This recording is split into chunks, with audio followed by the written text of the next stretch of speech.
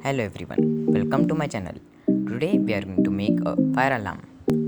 If you like this video, please do like, share and subscribe to my channel and don't forget to press the bell icon. So let's begin.